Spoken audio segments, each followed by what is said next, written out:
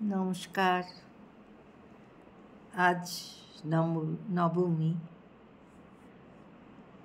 কালকে তো পরশুদিন বিসর্জন হয়ে যাবেন। মা যেখান থেকে এসেছিলেন মা আবার চলে যাবেন। মায়ের কাছে প্রার্থনা করি যে আমাদের যে ভীষণ একটা খারাপ সময় যাচ্ছে সেই সময় থেকে তিনি আমাদের রক্ষা করুন। আমরা এসেছি মানালি, এখানে বেশ ঠান্ডা। তাও আমি ভাবলাম মায়ের কথা একটু না বলে যেন শান্তি পাচ্ছি না।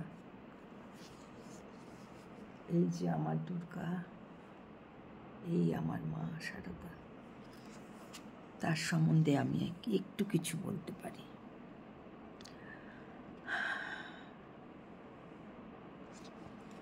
গায়ে বৃদ্ধা এক মাঝি বউ দীর্ঘদিন পরে মায়ের কাছে এসেছেন। মা জিজ্ঞেস করলেন, মাঝি বউ কই, তুমি তো অনেক দিন আসনি, কেন আসনি? মাঝি বউ জানালেন তার রোজগেরে ছেলেটি মারা গেছে। শুনে মা ডাক ছেড়ে কাঁদতে লাগলেন।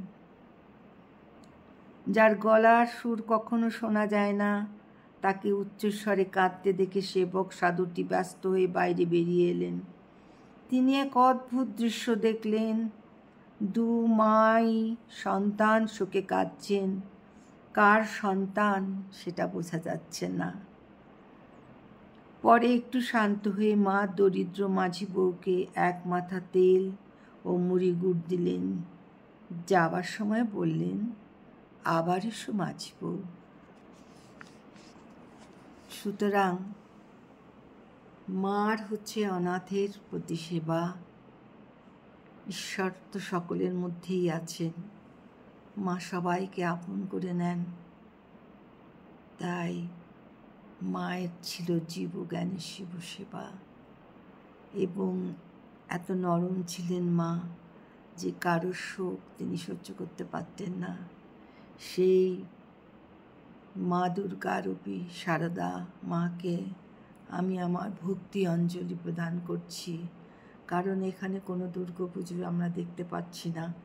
সুতরাং দিব্যচক্ষু দিয়ে বা মানুষ চোখ দিয়ে আমি সারদা মাকে দুর্গারূপে আমার প্রণাম জানালাম। এমন মা থাকতে আমাদের আর চিন্তা কি। নমস্কার।